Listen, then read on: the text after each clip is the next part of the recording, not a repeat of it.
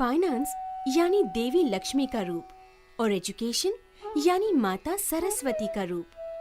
प्रचलित मान्यता है कि देवी लक्ष्मी और देवी सरस्वती कभी एक जगह वास नहीं करती, यानी जिसके पास ज्ञान है उसके पास धन नहीं होता और जिसके पास धन है उसके पास ज्ञान नहीं होता। लेकिन इन दोनों शब्दों को सम्मिलित करके इस प्रचलितता को हम छेद दे रहे हैं।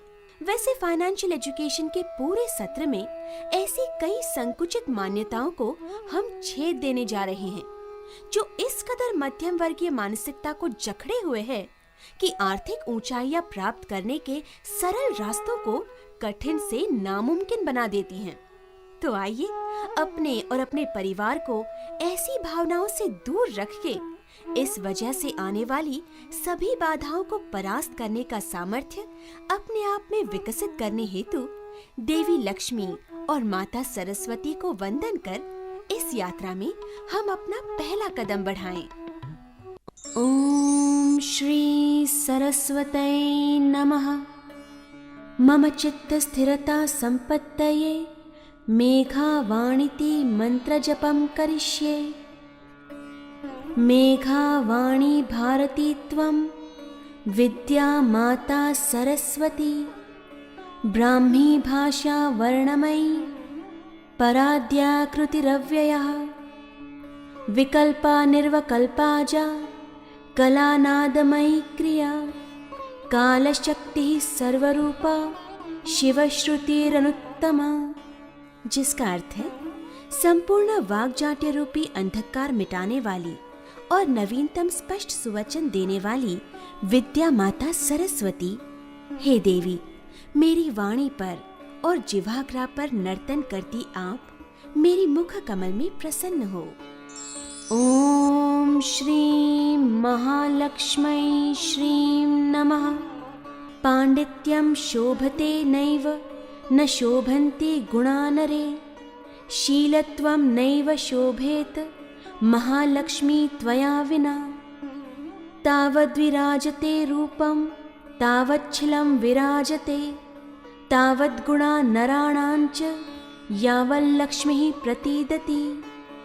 जिसका अर्थ है, हे महालक्ष्मी, आपके सिवा विद्वत्ता को शोभा प्राप्त नहीं होती, मनुष्य के गुणों को शोभा प्राप्त नहीं होती और उसके शील को भी शोभा प्राप्त नहीं होती। जब तक लक्ष्मी जी का कृपा प्रसाद है तभी तक मनुष्य के शील, गुण और रूप का गौरव होता है।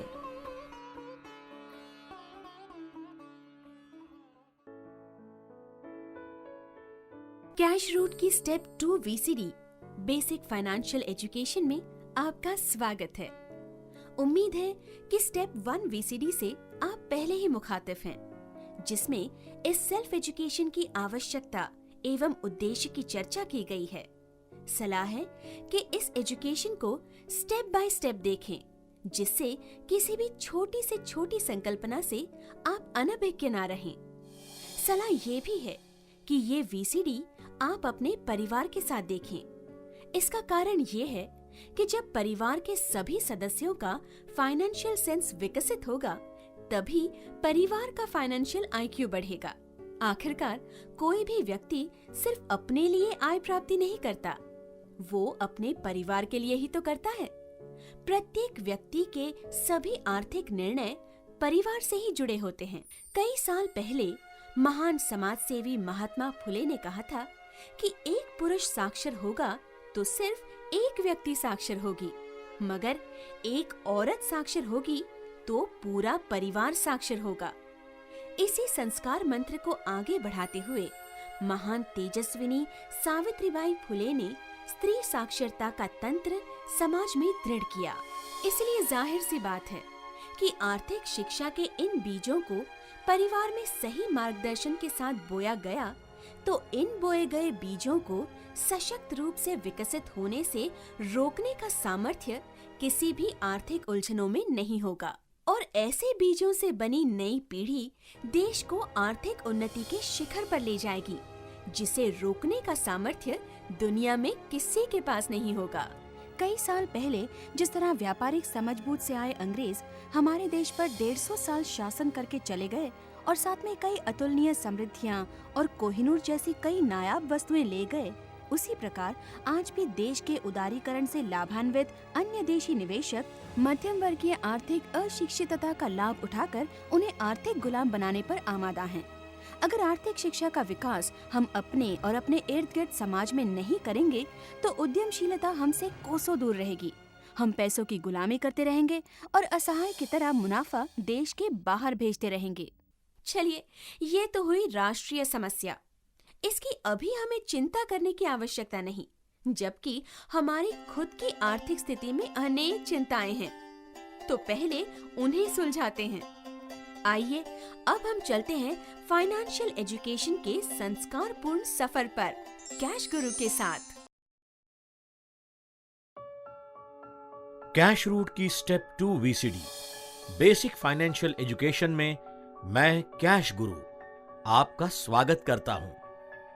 फाइनेंशियल एजुकेशन का लक्ष्य है ये जानना कि आर्थिक विश्व में मैं कहां हूं, रूट, ओरिजिन, मुझे कहां जाना है, टेक रूट, एस्टैब्लिश, और कैसे जाना है, ग्रो रूट, फ्लरिश। हम पहली स्थिति से शुरुआत करते हैं कि मैं कहां हूं, मेरी रूट यानी जड़ें कहां हैं, मेरा उद्गम कहां से है। अगर मैं विद्यार्थी हूं और अभी तक मैंने आय कमाना शुरू नहीं किया है तो मैं कहां अपनी शुरुआती जड़ें डाल सकता हूं। अगर मैं सिर्फ गृहिणी यानी हाउसवाइफ हूं तो मेरे घर के कमाऊ सदस्य की परिणाम स्वरूप मेरे परिवार की जड़ें कहां हैं, मेरे परिवार की विकसित होने की दिशा कौन सी है और मैं उसमें किस प्रकार सहायभूत बन सकती हूं। ऐसे कई सारे सवालों के जवाब आपको मिलेंगे द ग्रो ग्राफ में। तो आइए शुरुआत करते हैं एक बेहद बेसिक कंसेप्ट को समझने से। Yes, welcome to the concept that is called the grow graph concept. Let's have a look at it. It is the far basic concept which must be memorized to understand the imminent concepts. इस graph के जरिए आप देख सकते हैं financial playgrounds कौन से हैं, मतलब कितने तरीकों से हम अपनी आय कमाते हैं। ये सोर्सेस हैं 4। इनके अलावा कानूनी ढंग से कमाई का कोई 5वां रास्ता नहीं। यहां पर हम देख सकते हैं कैटेगरी जी, जनरल पीपल, जो देते हैं सेवाएं और पाते हैं हर महीना निश्चित सैलरी। नेक्स्ट कैटेगरी है आर, रिवॉर्डिंग पीपल, जो अपने विशेष स्किल के बदले पाते हैं फीस या ट्रेडिंग के जरिए मार्जिन। अगली कैटेगरी है ओ, who are optimistic people, often the owners of income generating systems such as business. Last category is W. These are the sophisticated persons having worldly wisdom, wealthy in status, and normally investors by profession. Anyone willing to grow financially has to learn how to play in these financial playgrounds. लेकिन इससे पहले आइए एक नजर डालते हैं इन चारों playgrounds की विशेषताओं पर। Let's see the structure of the grow graph. जी, द जनरल कैटेगरी पीपल। इस कैटेगरी में वो सभी आते हैं जो एम्प्लॉय है, नौकरी करते हैं, पाते हैं हर महीना निश्चित सैलरी और रिटायरमेंट के लाभ, जिसके बदले वो देते हैं अपना पूरा वक्त, अपना स्किल, अपनी मेहनत और अपनी निष्ठा। फाइनेंशियल एजुकेशन में हम ये जान लें कि 10,000 रुपए से लेकर 10 लाख रुपए तक भी महीना सैलरी पाने वाले सब एम्प्लॉयज एक ही कैटेगरी में आते हैं, जनरल कैटेगरी। उन सब की फाइनेंशियल पोजीशन और फाइनेंशियल तकलीफें लगभग एक जैसी ही होती हैं। इसका साधारण सा कारण है, जितनी ज्यादा सैलरी उतनी महंगी लाइफस्टाइल, उतनी ज्यादा इच्छाएं और उतनी ही ज्यादा जिम्मेदारियां, और इन सब में उतना ही चैलेंजिंग होता है फाइनेंशियल फ्यूचर सशक्त बनाना। Then R, rewarding people. In this group, there are direct commission sales people, real estate agents, retail shopkeepers, traders, cleaners, restaurant runners, consultants, multi-level marketers, therapists, travel agents, car mechanics, plumbers, carpenters, electricians, hairstylists, artists, practicing professionals like doctors, advocates, etc. यहाँ पर हम देख सकते हैं वो लोग जिनके पास special skill है और जो नौकरी करने में विश्वास नहीं रखते, जो एम्प्लॉय हैं खुद के, सेल्फ एम्प्लॉयड पीपल। काम उनके पास आता है और वो अपने ही बलबूते पर उसे निपटाते हैं।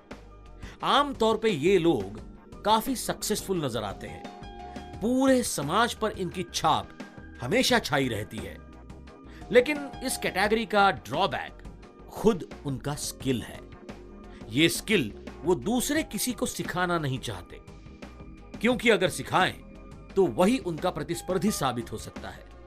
अगर ये लोग अमीर बनना चाहें या अपने काम का दायरा बढ़ाना चाहें तो इन्हें अधिक ज्यादा मेहनत करने के सिवाय दूसरा रास्ता नहीं बचता, क्योंकि ये लोग परफेक्शनिस्ट होते हैं और अपने काम के प्रति दूसरों पर भरोसा नहीं कर सकते, हद से ज्यादा किसी पर निर्भर भी नहीं रह सकते। अपना स्किल ही अपना ड्रॉबैक होने के कई उदाहरण हैं। मान लीजिए कोई पायलट है या कंप्यूटर सॉफ्टवेयर इंजीनियर है। अगर अचानक उस इंडस्ट्री में मंदी आ जाती है या स्पर्धात्मक वातावरण की वजह से काम की कमी आती है, या फिर ये लोग दुनिया में हो रहे बदलाव को सीखने में असफल हो जाते हैं, तो इनके स्किल का कोई महत्व नहीं रहता और ये लोग उस स्किल के अलावा दूसरा कोई काम भी नहीं कर सकते, क्योंकि दूसरी कोई बात सीखने के लिए वो कभी वक्त नहीं जुटा पाते। फाइनेंशियल एजुकेशन को अपनी आर्थिक उन्नति में कारगर साबित करने के लिए चारों फाइनेंशियल प्लेग्राउंड्स की अलग अलग मानसिकता ध्यान में लेना बहुत जरूरी है। जिस किसी प्लेग्राउंड पर हम खेलें तो उसी मानसिकता के साथ खेलें, ये बात बेहद जरूरी है। मगर आर कैटेगरी के लोग जो कि परफेक्शनिस्ट और खुद के बॉस खुद हैं, अपनी मानसिकता बदलने के मामले में अपने आप को अक्सर काफी मुश्किल में पाते हैं। अब आगे देखते हैं ओ। ओ स्टैंड्स फॉर ऑप्टिमिस्टिक पीपल। इनकी मानसिकता आर कैटेगरी से पूर्णतया भिन्न होती है। आर कैटेगरी जहां पर किसी को अपना प्रतिनिधित्व या अधिकार देने से कतराती है, वहीं पर ओ कैटेगरी अपना प्रतिनिधित्व देना पसंद करती है। इनका विश्वास होता है कि हर वो काम हम क्यों करें जो एक्सपर्ट टीम या व्यक्तियों से हायर किया जा सकता है और वो हमसे बेहतर कर सकते हैं। अमेरिकन प्रेसिडेंट वुड्रो विल्सन ने कहा था, होशियार लोग काम के लिए सिर्फ अपने दिमाग का इस्तेमाल नहीं करते, बल्कि होशियारी से और लोगों के दिमाग का भी इस्तेमाल करते हैं। ठीक उसी प्रकार ओ कैटेगरी सोचती है कि स्मार्ट बनने का सबसे कामयाब तरीका है कि अपने हर काम संबंधित क्षेत्र के स्मार्ट लोगों से करवाना। वो लोगों की कार्यक्षमता को बढ़ावा देने में विश्वास रखते हैं। इससे उन्हें लाभ यह है कि व्यक्तिगत स्तर पर उनकी कार्यक्षमता कई गुना बढ़ती है। वो विश्वास रखते हैं ऐसी बिजनेस सिस्टम बनाने में जिसमें अन्य लोगों का पैसा निवेश हो, अन्य लोगों का वक्त और कार्यक्षमता का सहयोग हो और उस जरिए अन्य लोगों ने इजाद किए हुए साधनों की बिक्री हो। वो विश्वास रखते हैं ऐसी बिजनेस सिस्टम बनाने में जिसे एक बार सुचारू रूप से कार्यान्वित करने के बाद वो सिस्टम यंत्रवत अपने आप शुरू रहे और मालिक से कम वक्त लेकर कैश इनफ्लो ज्यादा से ज्यादा देती रहे। ओ कैटेगरी के लोग किसी एक काम या फील्ड की तरफ सम्मोहित होने के बजाय अनेकों कामों में थोड़ी थोड़ी रुचि एवं जानकारी रखते हैं। ये वक्त का सही इस्तेमाल जानते हैं। वो एक के बाद एक बिजनेस सिस्टम्स को बनाने पर ध्यान देते हैं। जी हां, ये वो कैटेगरी है जो बाकी तीनों कैटेगरी के लिए अपॉर्चुनिटीज क्रिएट करती है। ये क्रिएट करती है एम्प्लॉयमेंट अपॉर्चुनिटीज फॉर जी, ये क्रिएट करती है कॉन्ट्रैक्ट अपॉर्चुनिटीज फॉर आर, ये क्रिएट करती है इन्वेस्टमेंट अपॉर्चुनिटीज फॉर डब्ल्यू। इस कैटेगरी में लोग होते हैं ऑप्टिमिस्टिक, जो ना सिर्फ बदलाव के लिए तैयार रहते हैं बल्कि बदलाव लाते हैं। ये हमेशा बदलाव के पक्ष में रहते हैं। ये लोगों का जीवन ज्यादा आसान, ज्यादा बेहतर और ज्यादा संतुष्ट बनाने के पक्ष में रहते हैं। At the very same time of change, where G is the category who says something happened, R is the category who watch something happened, O is the category who made something happen, and W is the category who predicted something will happen. ये ताकत है उस O category की जो W को साथ लेकर बदलाव लाती है। यही रास्ता है फाइनेंशियल लिबर्टी का। ये वो लोग हैं जो अपना घर चलाने के लिए काम करने पर मजबूर नहीं होते हैं। ये काम करते हैं सिर्फ अपनी संपत्ति में बढ़ोतरी करने के लिए। ये काम करते हैं अपनी आने वाली पुश्तों का फाइनेंशियल फ्यूचर ब्राइट करने के लिए। ये जानते हैं काम करवाना, न कि काम करना। ये जानते हैं अपने सगे संबंधियों को ज्यादा वक्त देना, छुट्टियां मनाना। ये जानते हैं अपने नजदीकी लोगों का आर्थिक स्तर ऊपर उठाना। लेकिन दुर्भाग्य से 90% अर्निंग पॉपुलेशन को जो रास्ते बिजनेस के तौर पर दिखाए जाते हैं वो वास्तव में बिजनेस नहीं होते। हैरानी होती है जब कोई कहता है कि मैं शेयर्स बिजनेस में हूं। वो आदमी करता तो शेयर्स ट्रेडिंग है और कहता बिजनेस है। वास्तविक वो जिस कंपनी के शेयर्स का ट्रेडिंग करता है वो कंपनियां सही मायने में बिजनेस कर रही हैं। कपड़े खरीदने बेचने वाला कहता है कि मैं कपड़ों का बिजनेस करता हूं, लेकिन कपड़ा खरीदना बेचना व्यापार या ट्रेडिंग है जो आता है सेल्फ एम्प्लॉयमेंट में, ना कि बिजनेस में।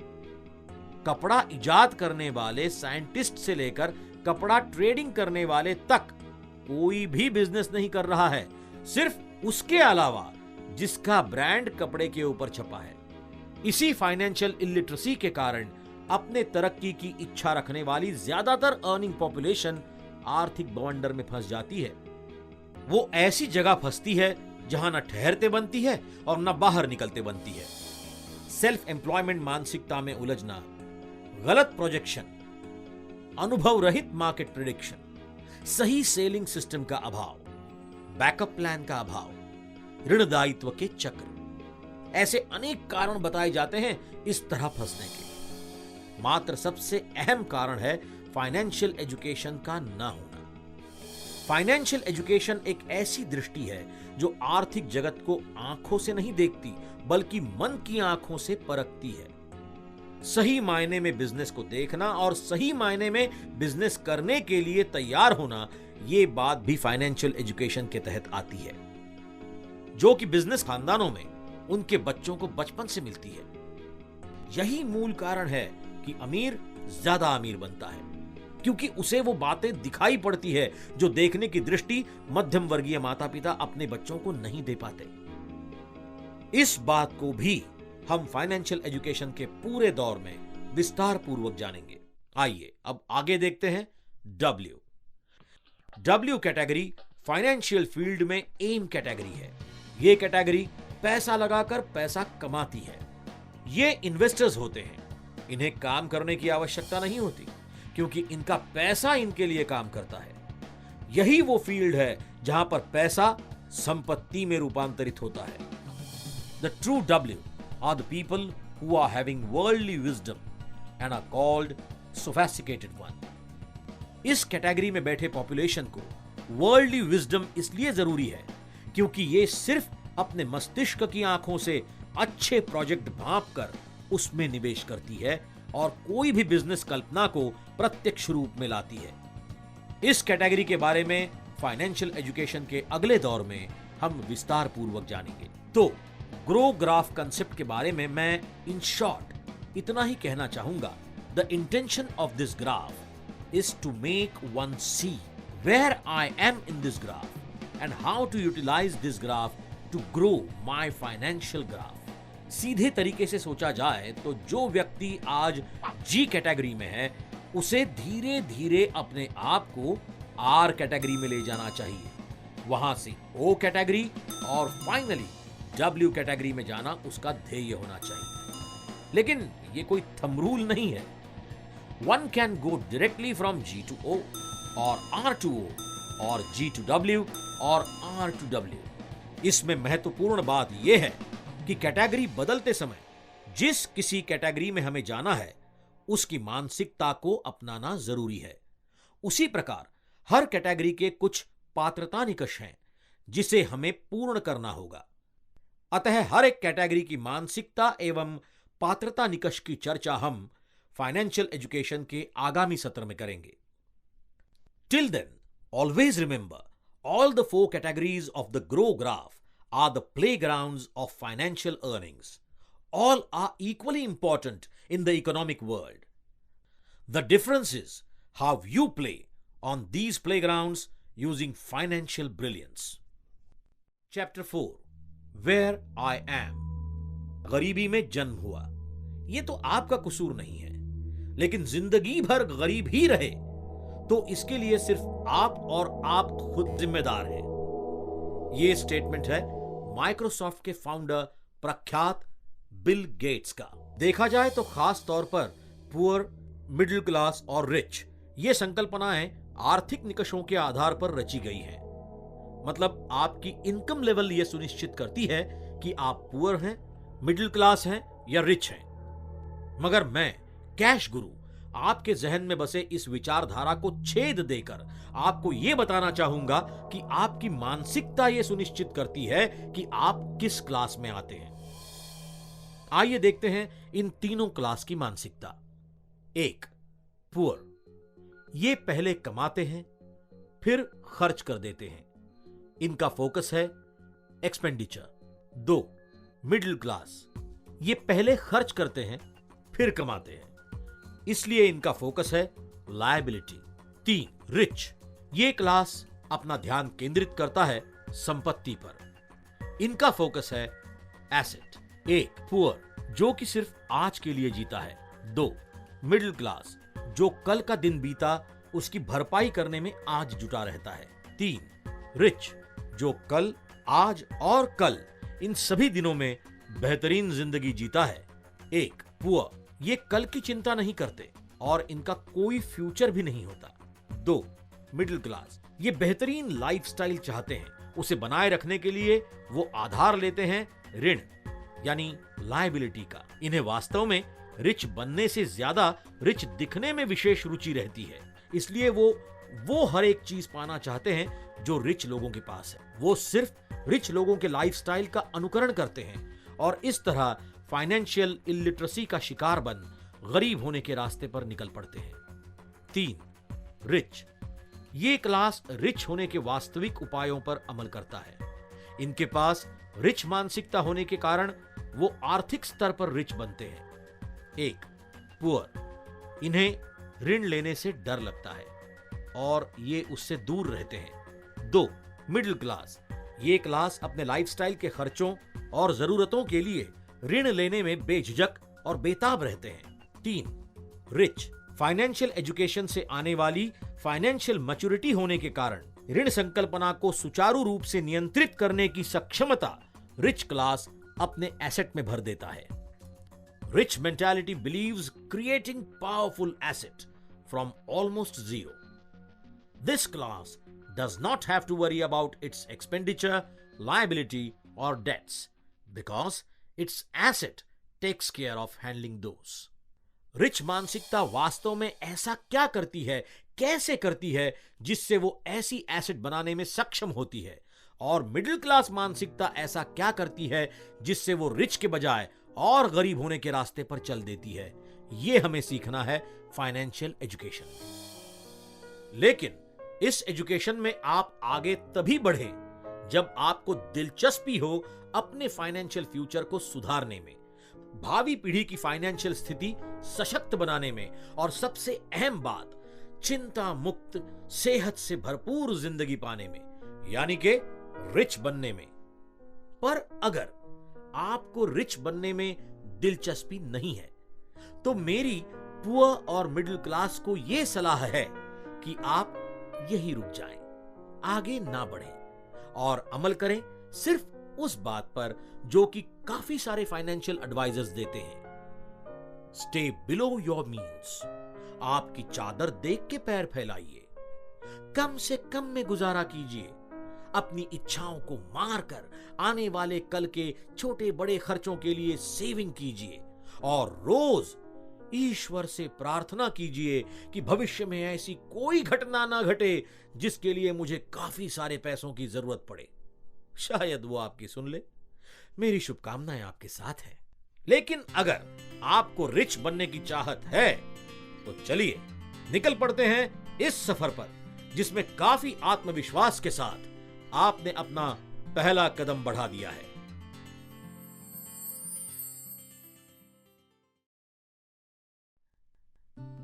Chapter 5 the goal concept. यहां तक आप जान चुके होंगे कि आप कहां पर हैं, आप कौन से क्लास में हैं और कहां से आपको शुरुआत करनी है। ग्रो ग्राफ कंसेप्ट के बाद मैं यहां पर एक और बेसिक कंसेप्ट बताना चाहूंगा जिसका नाम है द गोल कंसेप्ट।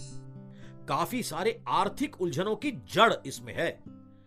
अपनी गुजर बसर करने के लिए हर कोई नौकरी पेशा या कोई छोटा मोटा व्यापार उद्योग अपनाता है, मगर रिच बनने के लिए बड़ा उद्दिष्ट या ध्येय होना जरूरी है। ये गोल चुनने में फाइनेंशियल ब्रिलियंस दिखाना जरूरी है, क्योंकि यही फाइनेंशियल सक्सेस का मूल आधार यानी नींव है।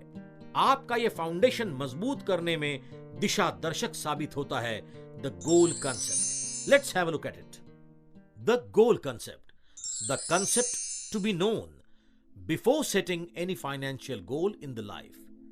Here, G stands for God-given gifts. O stands for obsession. A stands for actuality. And L stands for liking.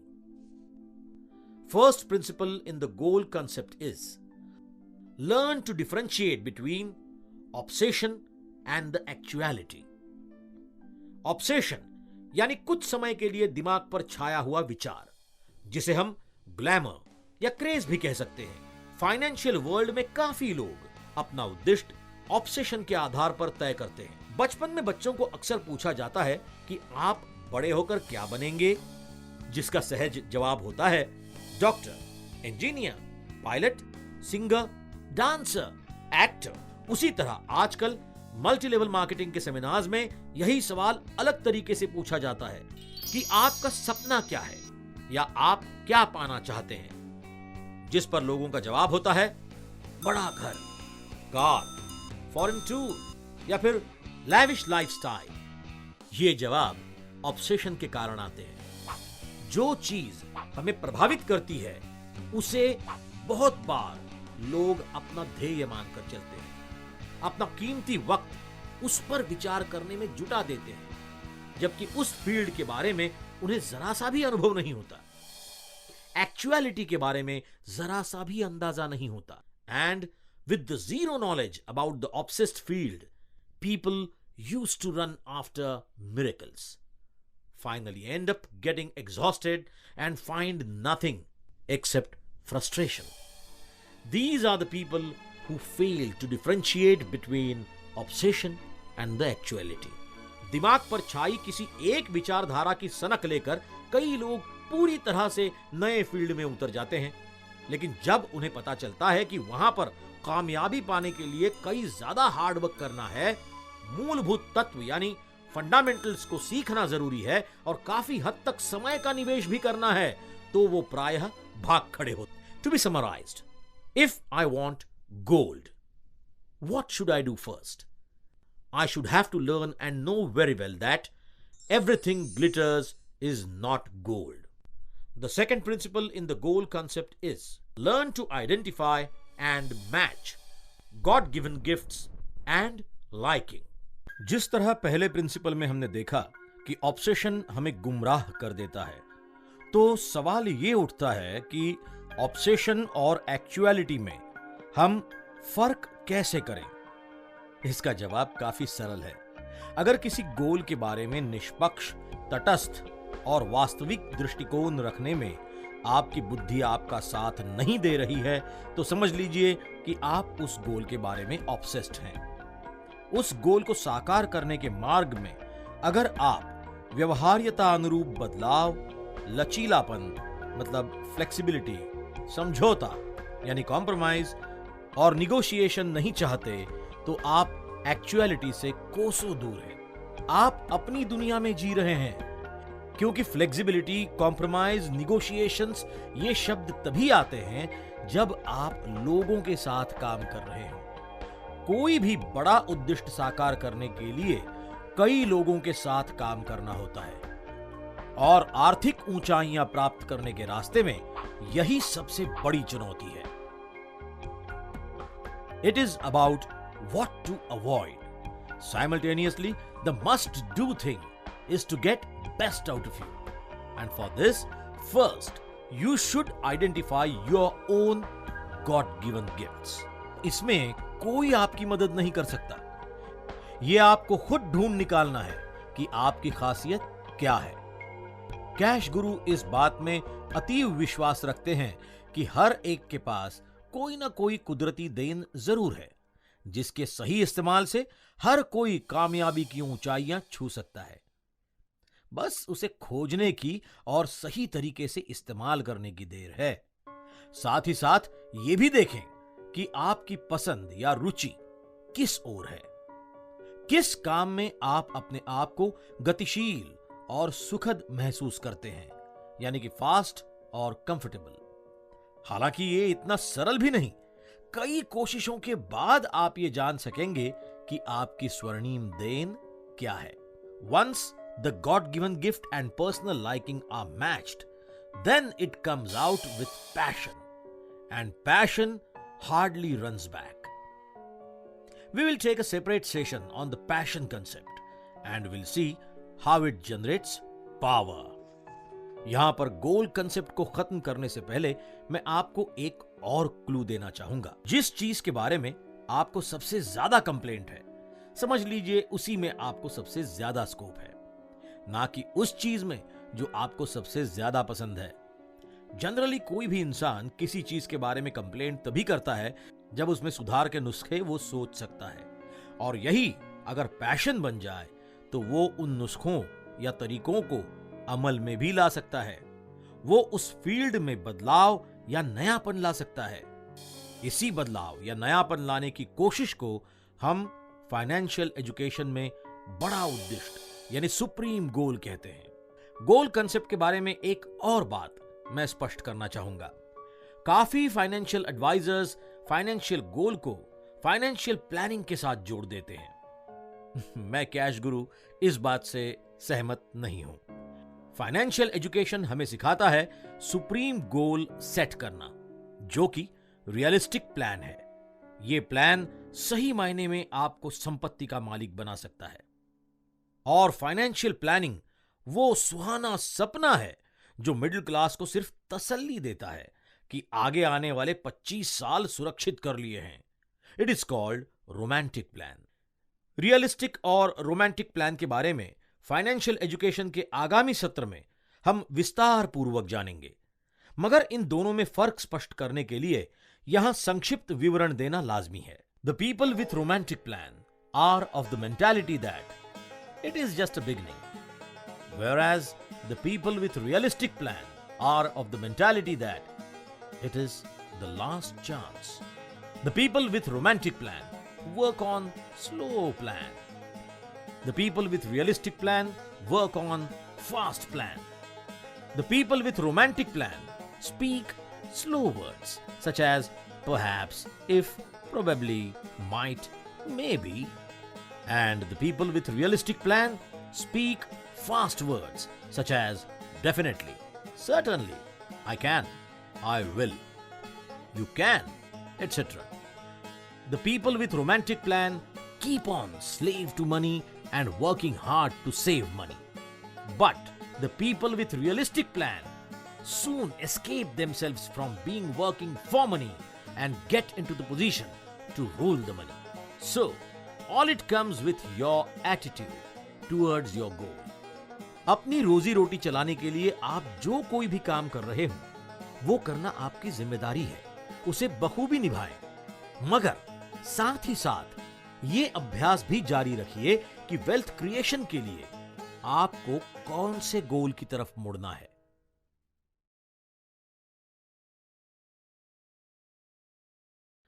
Chapter 6 misunderstandings. Financial illiteracy के चलते बहुत सी फंडामेंटल कंसेप्ट्स के प्रति गलत फहमियां बढ़ जाती हैं। साथ ही साथ मिडिल क्लास मेंटालिटी के आसपास फाइनेंशियल मैच्योरिटी का वातावरण न होने के कारण मिसअंडरस्टैंडिंग्स को बढ़ावा मिलता है। यही बातें फाइनेंशियल डिसीजंस इमोशनली लेने के लिए प्रेरित करती हैं। इस सेशन में हम देखेंगे कुछ ऐसी अहम कंसेप्ट्स जो मध्यम वर्गीय मानसिकता के अंतर्मन में गलत तरीके से बैठ चुकी है। मैं आपको आगाह कर दूं कि यहां पर कुछ कंसेप्ट्स की पुस्तकीय डेफिनेशन के साथ छेड़छाड़ करके उन्हें एक नया नजरिया दिया गया है जो कि परंपरागत शिक्षण व्यवस्था मान्य नहीं करेगी, मगर आर्थिक उन्नति में कारगर जरूर साबित होगी। तो आइए चलते हैं पहले प्रश्न की ओर। What is an asset? इसकी पुस्तकीय डेफिनेशन चाहे जो भी हो, हम फॉलो करेंगे यह definition. Broadly anything that provides continuous cash flow in your pocket. Is my car my asset? No. If it is for personal use, it's a liability because it takes continuous cash flow out of my pocket by way of fuel, maintenance, depreciation, insurance, mortgage interest, driver's pay, etc. Are my savings or small investments under financial planning can be called asset? No. You are saving it for your future expenditure. In future, it is going to be disappeared. So, you should not treat it as an asset. That is, provision for future expenditure. It is not helpful in wealth creation. What is debt? Asset or liability? Let me first explain the debt strategy. जैसा कि हमने पहले देखा, poor class इसे ऋण लेने से डर लगता है और वो उससे दूर रहता है। मिडिल क्लास, ये क्लास अपने लाइफस्टाइल के खर्चों और जरूरतों के लिए ऋण लेने में बेझिझक और बेताब रहता है। Whereas rich class financial education से आने वाली फाइनेंशियल मैच्योरिटी होने के कारण ऋण संकल्पना को सुचारू रूप से नियंत्रित करने की सक्षमता रिच क्लास अपने एसेट में भर देता है। डेट यानी ऋण एक दुधारी तलवार है जो दोनों तरफ से काट सकती है। दूसरे शब्दों में, व्यक्ति फाइनेंशियली कामयाब होने के लिए इसे इस्तेमाल कर सकता है और उसी प्रकार अगर गैर इस्तेमाल यानी मिसयूज हुआ तो फाइनेंशियली पिछड़ भी सकता है। डेट का नियम है यूज एंड थ्रो। ऋण देने वाली व्यक्ति ऋण लेने वाली व्यक्ति की क्षमता का उपयोग अपने फायदे के लिए करती है। इसलिए ऋण का सही उपयोग करने के लिए व्यक्ति को चाहिए फाइनेंशियल एजुकेशन, जिससे वो भी ऋण का उपयोग यूज एंड थ्रो तरीके से कर सके। A person who has financial brilliance use the debt to win financially, whilst the middle class use the debt to lose financially. It is because the rich use the debt to purchase assets and the middle class use the debt to purchase liabilities. Ultimately, it misuses the debt. ऋण का गैर इस्तेमाल करती है। इससे आप जान चुके होंगे कि ऋण यानी debt, it can be an asset और it can be a liability, but it is entirely up to you. अगर आप ऋण से कोई एसेट खरीदते हैं तो ऐसा ऋण लायबिलिटी नहीं है, क्योंकि उसका बोझ आप पर नहीं बल्कि आपकी एसेट पर है। मिसाल के तौर पर, अगर आप कोई निवासी प्रॉपर्टी खरीदकर रेंट पर देते हैं तो उस प्रॉपर्टी के लिए बैंकर आपको ऋण देगा, लेकिन उसकी भरपाई आपका टेनेंट करेगा। इसे हम स्मार्ट डेट कहते हैं। लेकिन अगर कोई ऋण है जिसकी भरपाई आपको अपने खून और पसीने से करनी पड़ती है तो ऐसा ऋण लायबिलिटी है। मसलन personal loans, consumer loans, credit card loans, इसे हम शैबी डेट कहते हैं। तात्पर्य यह है कि फाइनेंशियल वर्ल्ड में ऋण के बारे में कोई भी निर्णय लेना हो तो हमेशा याद रखिए कि अगर आप पर्सनल लोन ले रहे हैं तो वो कम से कम हो, और अगर आप बड़ा लोन ले रहे हैं तो बाकायदा इसकी निश्चिती करें कि उसकी भरपाई आप नहीं बल्कि आपकी एसेट करेगी। So always try to go for smart debt. Okay, now let's move to the next point, that is risk. कई बार यह प्रवाद सुनने में आता है कि जो रिस्क लेते हैं वो अमीर बन जाते हैं। अमीर लोग रिस्क लेते हैं, ये बात काफी हद तक सही है, मगर यह जान लेना बहुत जरूरी है कि उनकी रिस्क कैलकुलेटेड होती है। साथ ही साथ प्रोजेक्शन फेल होने की संभावना को ध्यान में रखते हुए उनके पास बैकअप प्लान भी होता है। इसके अलावा वो कई बार अपने साथ मार्केट की एजेंसियों को भी रिस्क में इन्वॉल्व करते हैं, जिससे रिस्क डिवाइड हो। रिस्क डिवाइड करने का तरीका होता है मुनाफा हुआ तो सबका और घाटा हुआ तो भी सबका। इसमें आपकी क्रेडिबिलिटी और प्रोजेक्ट वायबिलिटी देखी जाती है। इसके बावजूद ये क्लास अपनी संपूर्ण कैपेसिटी के 5वें हिस्से के बराबर की रिस्क लेते हैं, जिससे मुंह की खाने पर भी वो दोबारा खड़े हो सके। मगर मिडिल क्लास मेंटालिटी बिल्कुल इसके विपरीत है। वो अपनी कैपेसिटी के 5 गुना ज्यादा रिस्क लेती है। इसके लिए वो इमोशनल अपील के हथियार का इस्तेमाल करके अपने माँ बाप, भाई बहन, सगे संबंधी, मित्र परिवार आदियों के माध्यम से पूंजी इकट्ठा करते हैं और उन्हें भी रिस्क में इन्वॉल्व कर लेते हैं। अनुभव रहित होने से उनकी रिस्क कैलकुलेटेड भी नहीं होती। पहले ही झटके में वो इतना बड़ा कदम उठाते हैं कि अपनी क्रेडिबिलिटी बनाकर अपने रिस्क में मार्केट की अन्य एजेंसियों को शामिल करने तक का पेशेंस वो नहीं रख पाते। इसी वजह से 90% प्रायोगिक तौर पर किए गए व्यवसाय इस कदर पटक दिए जाते हैं कि फिर से बिजनेस में उभरने के लिए उन्हें सालों लग जाते हैं। जिन शुभचिंतकों ने प्रोजेक्ट वायबिलिटी देखे बिना उधार दिया होता है, उनके इमोशनल प्रेशर से नैराश्य आता है, वो अलग। मिसाल के तौर पर बताया जाए तो रिच मेंटालिटी 1000 फीट की ऊंचाई से छलांग लगाती है, साथ में पैराशूट लेकर, और उसी देखा देखी मिडिल क्लास मेंटालिटी भी छलांग लगाती है, बस जल्दबाजी में पैराशूट लेना भूल जाती है। पैराशूट होने की वजह से रिच की लैंडिंग होती है सेफ और मिडिल क्लास हो जाता है साफ। अच्छे चल रहे बिजनेस में भी यकायक रिस्क लेने का बुखार चढ़ना मिडिल क्लास मेंटालिटी है। सोचिए, अगर मैं रोज जिम जाता हूं और हर रोज 20 किलो का वजन उठाकर वर्जिश करता हूं, यकायक एक दिन मुझे लगता है कि नहीं, आज मैं 50 किलो का वजन उठाकर वर्जिश करूंगा, तो क्या होगा? तात्पर्य यह है कि इम्प्रैक्टिकल प्रोजेक्शन और उस पर बेसब्री से किया गया अमल मिडिल क्लास मेंटालिटी को पिछड़ा देता है। To avoid these type of situation, one should always keep seeking out the best professional and financial advice he or she can find. Also consider seeking advice from people who are already there where you want to go. For any new project or financial proposal you want to operate, consult at least 3 professional people you most believe in.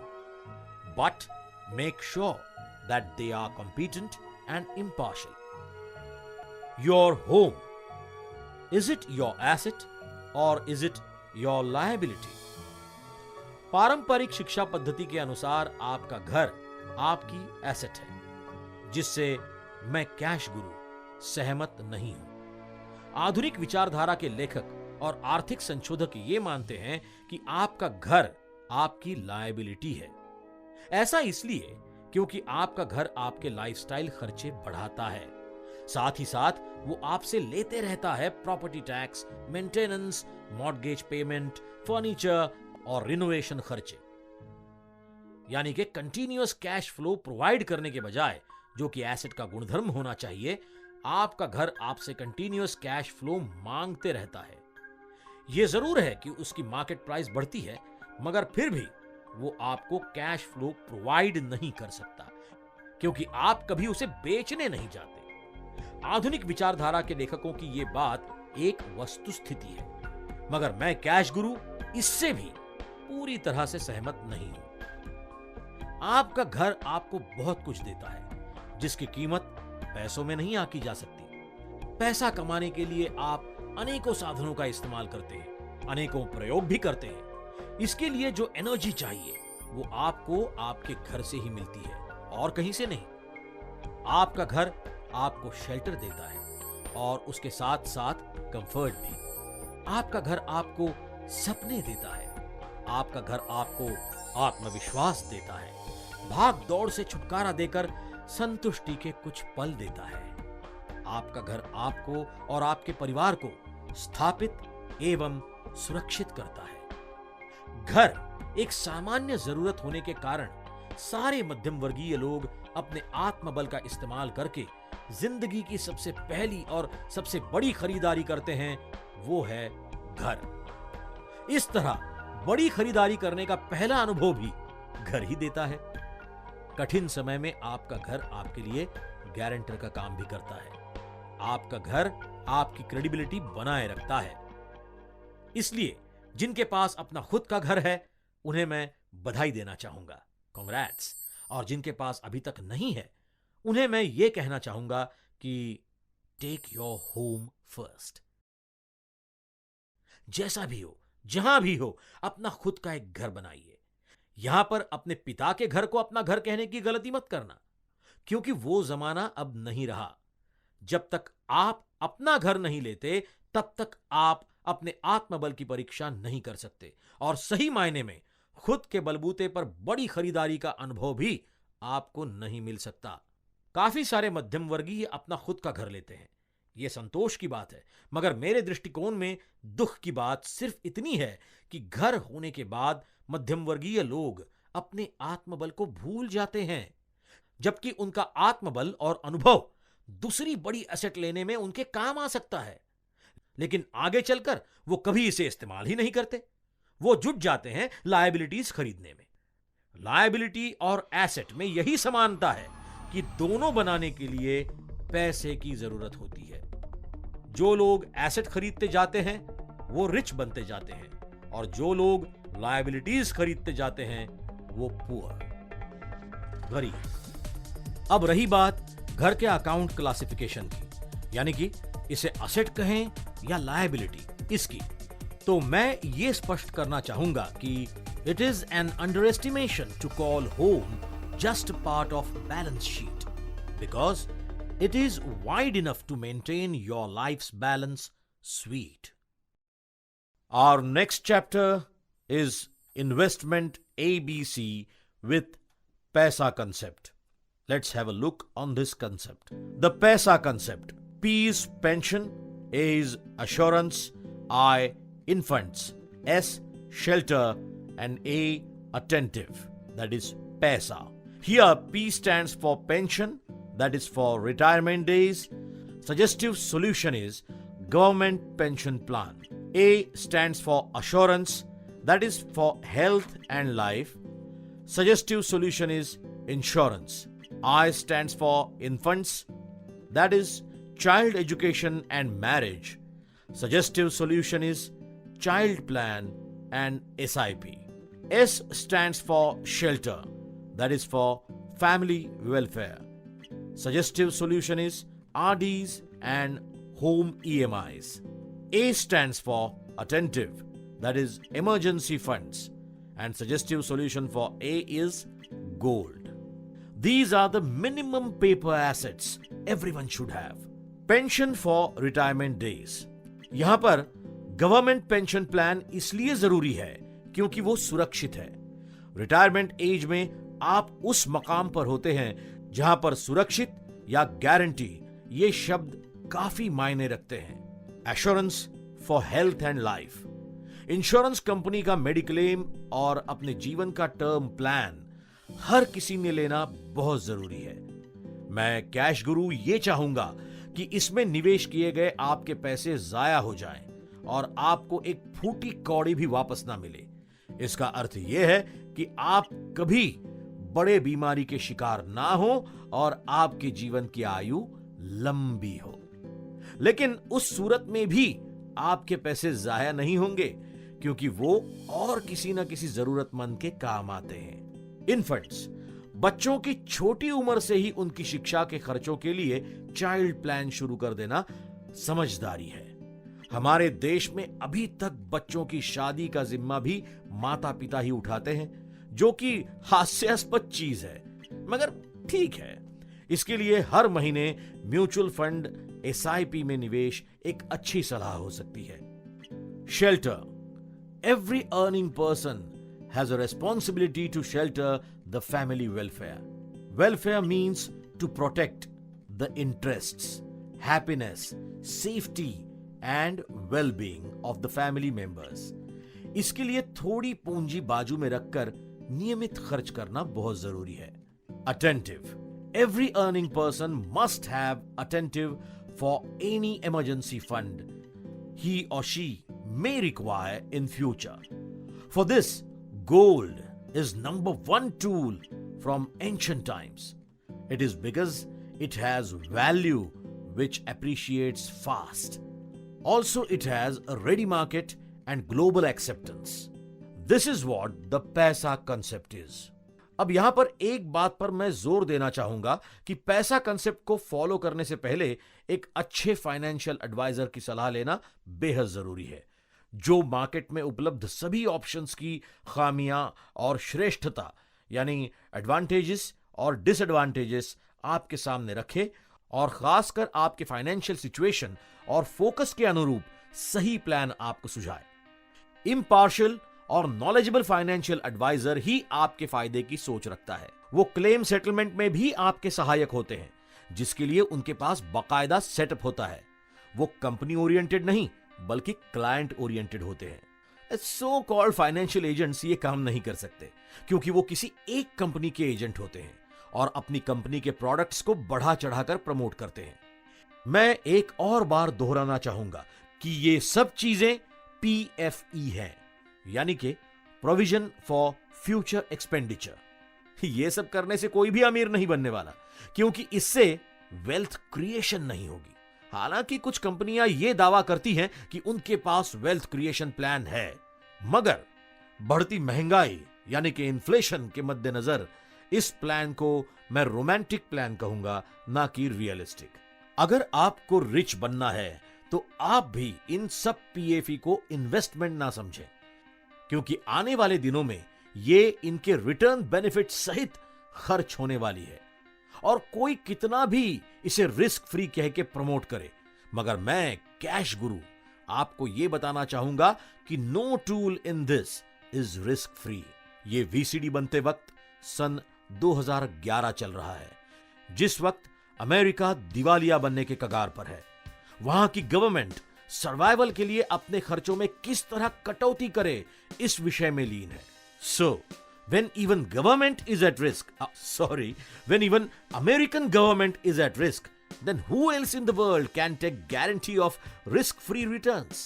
मगर उतना risk लेकर minimum paper asset बनाने पर हर इंसान को ध्यान देना चाहिए। खासकर इंश्योरेंस के मामले में आनाकानी नहीं करनी चाहिए। वैसे भविष्य के लिए बचत करना एक नेचुरल साइकोलॉजी है। छोटे छोटे बच्चों को भी देखें तो वो कुछ ना कुछ बचाकर संभाल कर छुपा कर रखते हैं, चाहे अपने खिलौने हो या खाने की मनपसंद चीजें। ये निसर्ग सुलभ कृति है। अगर आप अपना सेविंग ना होने की वजह से परेशान हैं, तो इसका मतलब आपके पास सेविंग एटीट्यूड नहीं, ऐसा नहीं है, बल्कि आपकी आमदनी कम है। तो ऐसे वक्त आमदनी बढ़ाने पर विचार करना चाहिए, ना कि अपने आप को काट कर बचत करने पर। इसीलिए मैं कैश गुरु अपनी सामान्य खुशियां और जरूरतों का गला घोटकर सेविंग्स करने में विश्वास नहीं रखता। सेविंग्स तभी रास आएगा जब आप उसे खुशी से और सहजता से करेंगे। भविष्य में आने वाला हर फाइनेंशियल मसला हल करने के लिए आपकी सेविंग्स पर्याप्त होगी, इसकी कोई गारंटी नहीं। वैसे भी आपका फाइनेंशियल ब्रिलियंस आपके प्रॉब्लम सॉल्व करेगा, आपकी सेविंग्स नहीं। अगर आप सेविंग्स ना होने से परेशान हैं या फिर की गई सेविंग्स पर्याप्त है कि नहीं, इस वजह से परेशान है, तो फाइनेंशियल एजुकेशन आपके लिए ही है। तो इस चैप्टर में हमने देखा कि इन्वेस्टमेंट क्या नहीं है। अब इन्वेस्टमेंट क्या है, इसके बारे में हम देखेंगे आगामी सत्र एडवांस्ड फाइनेंशियल एजुकेशन में। Now chapter 8, the passion concept. अक्सर लोग ये पूछते हैं कि आर्थिक स्थिति मजबूत करने के लिए क्या करना चाहिए, लेकिन इसका जवाब दिए जाने पर प्रायः वो कुछ भी नहीं करते। यहां पर क्या करना चाहिए ये इतना जरूरी नहीं, बल्कि क्यों करना चाहिए ये ज्यादा जरूरी है। जैसा कि मैंने पहले भी बताया, आर्थिक जीवन की शुरुआत में एसेट के नाम पर एक घर और खर्चे पूरे करने के नाम पर एक नौकरी या पेशा पा लेने के बाद लंबे समय तक बहुत से इंसान कुछ भी नहीं करते। मध्यम वर्गीय मानसिकता से ओत प्रोत माता पिता भी अपने बच्चे के इतने से पराक्रम से खुश हो जाते हैं और फूले नहीं समाते, क्योंकि वो आसपास देखते हैं कि बहुतों को तो इतना भी करना भारी पड़ जाता है। क्यों कुछ लोग इतना भी नहीं कर पाते, और क्यों कुछ लोग इतना करने के बाद और कुछ नहीं कर पाते? इसकी कई वजहें हैं। उनमें सबसे अहम वजह है पैशन। मैं ये क्यों करूं, इसका जवाब जब तक इंसान को नहीं मिलता तब तक वो कुछ नहीं करता। किसी ध्येय के प्रति प्रेम, लगन, निष्ठा होना अच्छी बात है, क्योंकि ये पॉजिटिव सोर्सेस हैं, लेकिन सिर्फ इससे काम नहीं बनता। इसमें नेगेटिव सोर्सेस ऑफ थिंकिंग हो तो बनता है passion. Passion, PASSION. Please concentrate on the first and last alphabet of the word passion, where P stands for positive thinking and N stands for negative thinking. Positive thinking is what I love to do, and negative thinking is what I hate to do. A renowned author, K. Robert, had once said that passion is a combination of love and hate. निरीक्षण करें तो आप भी ये देख सकेंगे कि बहुत सारे काम नेगेटिविटी को बढ़ावा देकर ही किए जाते हैं। स्कूल में मन लगाकर पढ़ने वाले बच्चे कम ही होते हैं, बाकी सारे टीचर की छड़ी या पनिशमेंट से बचने के लिए पढ़ते हैं। नौकरी करने वाले एम्प्लॉयज में निष्ठा कम और काम से निकाले जाने का डर ज्यादा होता है। इस नेगेटिव हथियार से इंसान से हर चीज करवाई जा सकती है, उसके ना चाहते हुए भी। भय, अनिश्चितता और भूख इंसान के आर्थिक सोच पर हावी हो जाती है।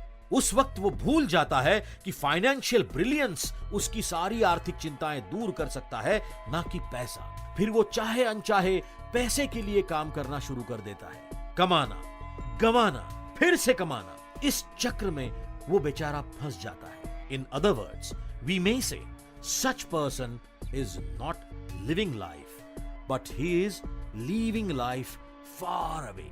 ये दुनिया उसे पैसा छापने की मशीन बना देती है और उस मशीन को अपना खुद का मेंटेनेंस करने तक का अवसर भी नहीं देती। आखिर में जब पैसा छापते छापते उसके कलपुर्जे खराब हो जाते हैं, उसकी अपनी इच्छा शक्ति कम हो जाती है, वो थक जाता है, तो ये दुनिया उसे आउटडेटेड करार देके स्क्रैप कर देती है। ये ताकत है इस नेगेटिव एनर्जी में, जो आपके न चाहते हुए भी आपसे सब कुछ करवा सकती है। ये है दुनिया का चलन और पैसे का स्वभाव। Behaviour of money. दुनिया और पैसा दोनों उनसे डरने वाले को और ज्यादा डराते हैं और उससे अपना काम करवाते हैं। लेकिन अगर यही नेगेटिव एनर्जी आप अपनी पॉजिटिव एनर्जी के साथ मिलाकर अपने लिए यूज करें तो आपका पैशन मजबूत हो सकता है। गोल कंसेप्ट में हमने देखा कि once the God given gift and personal liking are matched, then it comes out with passion. And passion hardly runs back. Because passion makes one remain consistent and determined until the goal achieves. तो आपको क्या नहीं करना है, या आप किससे छुटकारा पाना चाहते हैं जिसके लिए आप अमीर बनना चाहते हैं, वो कारण ढूंढ निकालिए और अपना पैशन मजबूत कीजिए। अरे अमीर तो सभी बनना चाहते हैं, लेकिन सिर्फ चाहने से सब अमीर थोड़े ही बनते हैं। अमीर बनने की इच्छा भी एक ऑब्सेशन हो सकती है, क्योंकि अमीर बनने के लिए क्या करना है ये तो आप जानते ही नहीं।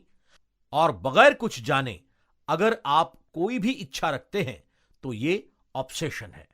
अमीर बनने की इच्छा आपकी एक्चुअलिटी तभी हो सकती है जब गरीब होने के नुकसानों को जानकर आप उनसे बेतहाशा नफरत करें। मैं किसी लड़की से प्यार करता हूं और उससे शादी करना चाहता हूं, यह पॉजिटिव सेंटेंस है और उस लड़की के प्रति बहुत सारा प्यार भरा है, फिर भी इससे बात स्ट्रांगली आगे नहीं बढ़ सकती। मगर मैं जिस लड़की से प्यार करता हूं उसके सिवा किसी और लड़की से शादी नहीं कर सकता, यह नेगेटिव सेंटेंस है जो कि पैशन भरा है। इसमें उस लड़की के प्रति प्यार है और बाकी सारी लड़कियों के प्रति नफरत है। इससे बात बनती है, अगर गरीबी में ही खुश हैं तो आप अमीर क्यों बनना चाहेंगे? एम्प्लॉय होने के नाते कंपनी के लिए काम करके खुश हैं तो आप अमीर क्यों बनना चाहेंगे? ट्रेडर या पेशेवर होने के नाते लिमिटेड कस्टमर या क्लाइंट के लिए काम करके खुश हैं तो आप अमीर क्यों बनना चाहेंगे? हर नई जरूरत के लिए बैंक आपको लोन देगी।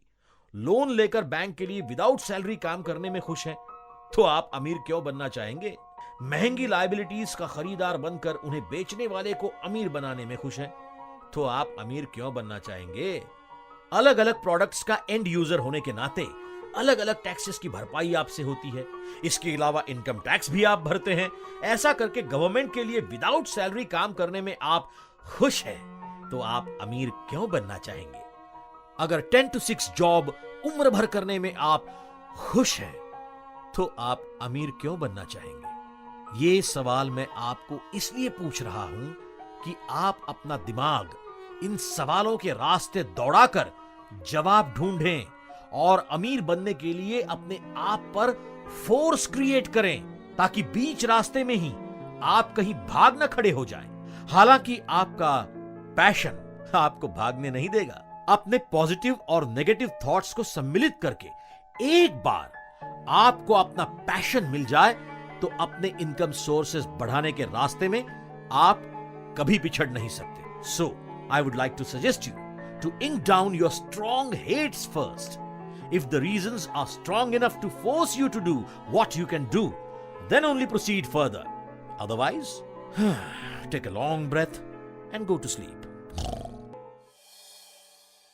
Chapter 9 Nuts and Bolts of Business. चलिए मैं आपको एक कहानी सुनाता हूं जो आपने खुद बचपन से सुनी है और आपने अपने बच्चों को भी सुनाई है। कहानी का शीर्षक है सोने का अंडा देने वाली मुर्गी। एक गांव में एक गरीब किसान रहता था। उसके पास सोने का अंडा देने वाली मुर्गी थी। अब ये मुर्गी उसे ऐसे ही नहीं मिल सकती, इसलिए इस कहानी में मैंने थोड़ा सुधार किया है। एक गांव में एक गरीब किसान रहता था। उसके पिता ने एक दिन उससे कहा कि बेटा, खेती से हमारा गुजारा ठीक तरह से नहीं हो रहा। मेरी जानकारी है कि पास के जंगल में ऐसी मुर्गियां हैं जो हर रोज सोने का अंडा देती हैं।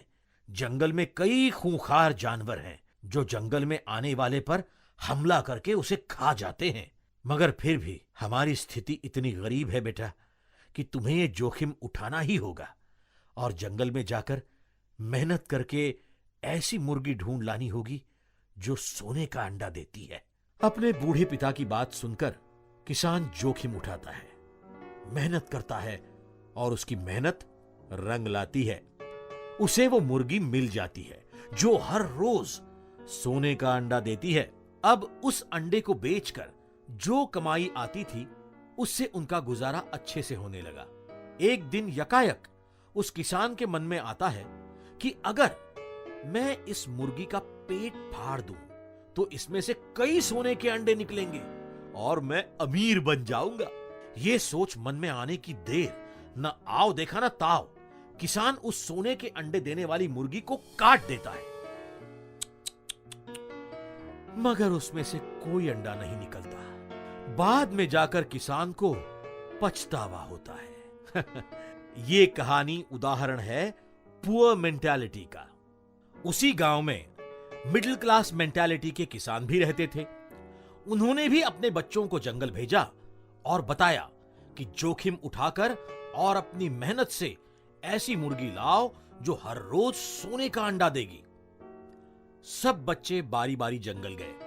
उसमें से कुछ जंगली जानवरों के शिकार हुए और जो बचे वो सोने का अंडा देने वाली मुर्गी लेकर वापस आ गए। जिनके बच्चे शिकार हो गए, उनके पिताओं को पछतावा हुआ और जो मुर्गी लेकर वापस आए उनके पिताओं को खुशी। मिडिल क्लास मेंटालिटी के लोग शिक्षित और सुविद्य होने के कारण उन्होंने अपने बच्चों को सलाह दी कि लालच में आकर इस मुर्गी को कभी मत काटना, इसे अपनी जान से ज्यादा संभालना, वरना सोने के अंडों से हाथ धो बैठोगे।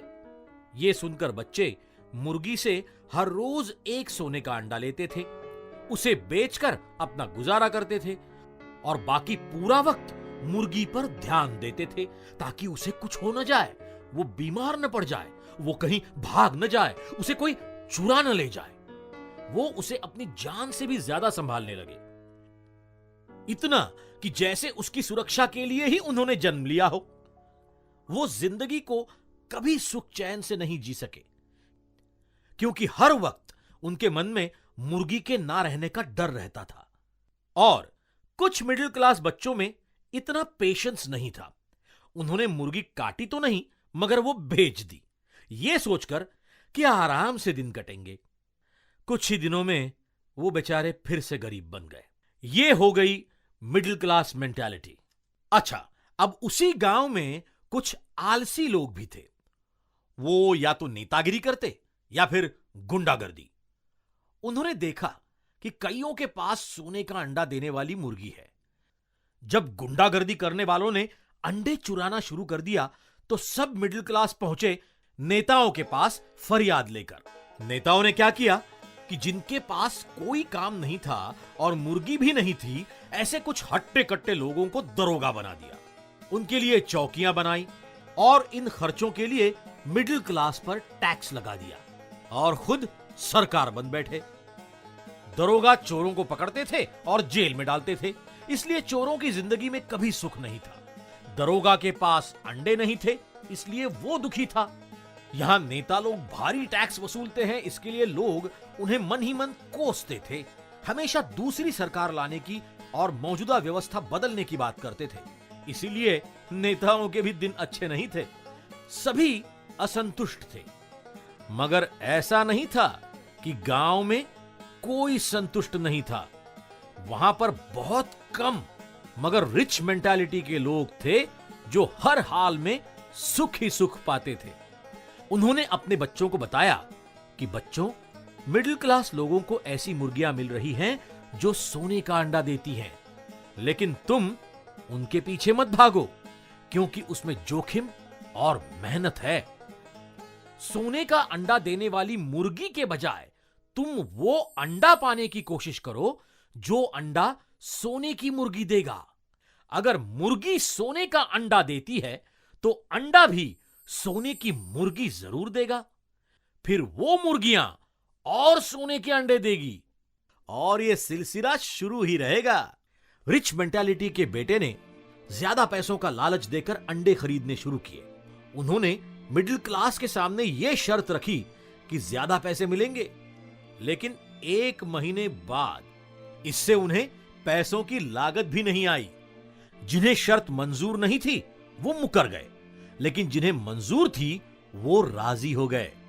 रिच मेंटालिटी सभी बातों की थोड़ी थोड़ी जानकारी रखते थे, इसलिए उनको पता चला कि अंडों को उबाकर उनमें से मुर्गियां निकालने की तकनीक दूर गांव के एक वैज्ञानिक ने खोज निकाली है।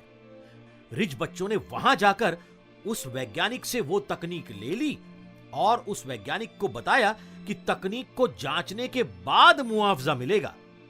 रिच बच्चों का बात करने का तरीका भरोसा करने लायक था, तो वैज्ञानिक भी मान गया। इसलिए रिच बच्चों को वहां भी पैसों की लागत नहीं हुई। रिच बच्चों ने अपना काम बखूबी निभाया। पहले ही दिन आए सभी अंडों को उबाकर उनमें से सोने के छोटे छोटे चूजे बाहर निकले। रिच क्लास काफी खुश हुआ। उसके इस काम की खबर किसी को कानो कान नहीं थी। उसने दिन रात मेहनत करके 1 महीने के अंदर कई सारे छोटे छोटे सोने के चूजे पैदा कर लिए। यहां पर गांव के सरकार की हालत खस्ता थी। आलसी नेताओं के रहन सहन पर ही बड़े खर्चे होते थे। रिच क्लास हर बात की थोड़ी थोड़ी जानकारी रखता था। उसे इस बात का पता चला तो वो सरकार के पास चला गया। उसने सरकार से पेशकश की, देखिए, मैं आपको इतना टैक्स दूंगा कि आपकी सारी परेशानियां दूर हो जाएंगी। बदले में मुझे चाहिए मेरा माल एक्सपोर्ट करने का लाइसेंस। सरकार ने मंजूरी दे दी। अभी वो सोने के चूजे बड़े होने में वक्त था। रिच क्लास ने अपना बाकी फिजूल का खर्चा कम करके वो बचत सोने की मुर्गियों के छोटे छोटे सोने के चूजों को बड़ा करने में लगा दिया। इसके बावजूद उसके पास पूंजी की कमी महसूस होने लगी। महीना खत्म होने को था। किसानों को और वैज्ञानिक को उनका पैसा देना था। मुर्गियां विदेश भेजने का इंतजाम भी करना था। फिर रिच बच्चों ने अपने पिताओं से पूछा, पिताजी, बड़ी दुविधा है। आप कहते हैं कभी जोखिम मत उठाओ। आज पैसे की आवश्यकता है तो क्या किया जाए? रिच पिता ने उत्तर दिया, बेटा, तुम्हारे फाइनेंशियल ब्रिलियंस की वजह से इस प्रोजेक्ट में अब 80% बातें तुम्हारे हक में है। तुमने अपने फिजूल के खर्चे कम करके और दिन रात मेहनत करके अपनी तीव्र इच्छा शक्ति यानी पैशन का सबूत दिया है। लोगों से 1 महीने की सहूलियत हासिल करके तुमने अपनी व्यवसायिक क्षमता दिखा दी है। वैज्ञानिक से प्रयोग की अनुमति पाकर तुमने अपनी विश्वासार्हता प्रमाणित की है। सरकार से मिला लाइसेंस, यह कानूनी पर्चा तुम्हारी एसेट है। अगर शुरुआत में ही तुम पैसे के बारे में पूछते तो मैं मना कर देता, मगर अब जोखिम उठाने का वक्त आ गया है, क्योंकि सारे कैलकुलेशंस तुम्हारे हक में है। इस कानूनी पर्चे से अपनी योग्यता का प्रमाण देकर तुम साहूकार से आवश्यक राशि प्राप्त कर सकते हो। तो रिच बेटे ने ऐसा ही किया। फिर जब मुर्गियां विदेश भेजकर धन की प्राप्ति हुई तो उन्होंने सारे कर्जे और कर चुका दिए।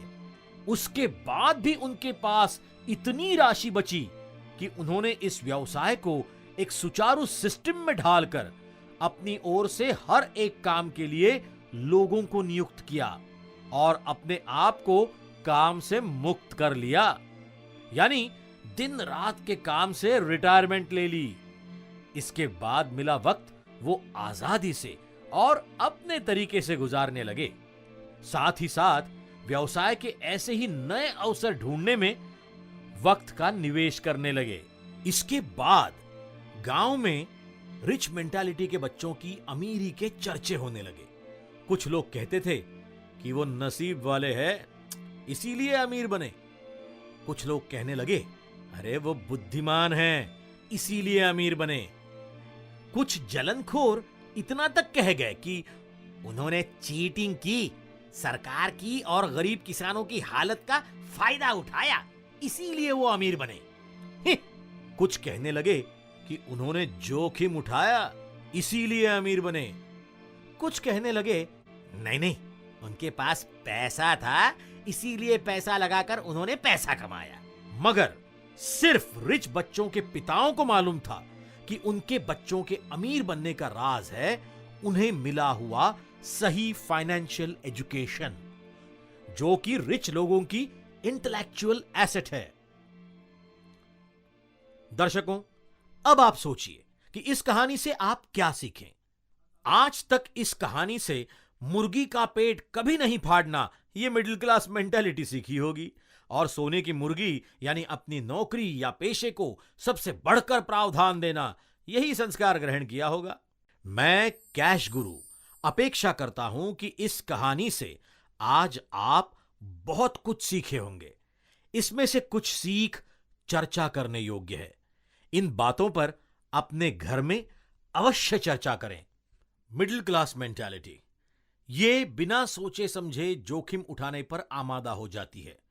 रिच मेंटालिटी ये जोखिम उठाने से पहले हर मुमकिन चीज अपने हक में कर लेती है। मिडिल क्लास मेंटालिटी ये उसी रास्ते चलती है जिस रास्ते ज्यादा से ज्यादा लोग जाते हैं।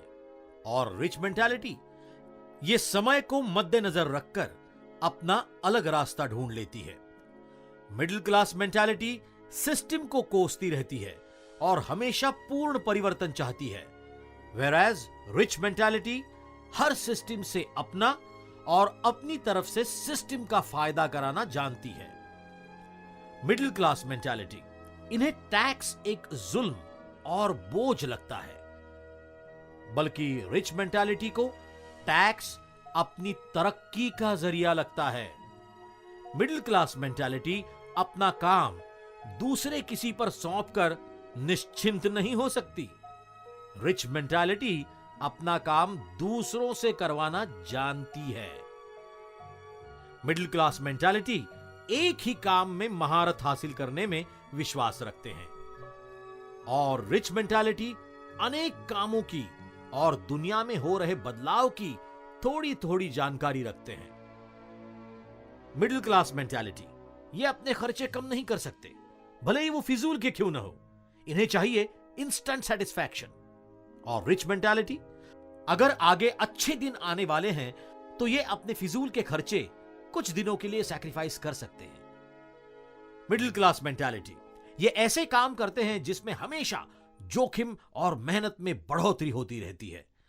रिच मेंटालिटी ऐसे काम करती है जिसमें काफी कम समय तक जोखिम और मेहनत लेनी पड़ती है और उसके बाद काफी लंबा समय वो आजादी से बिताती है।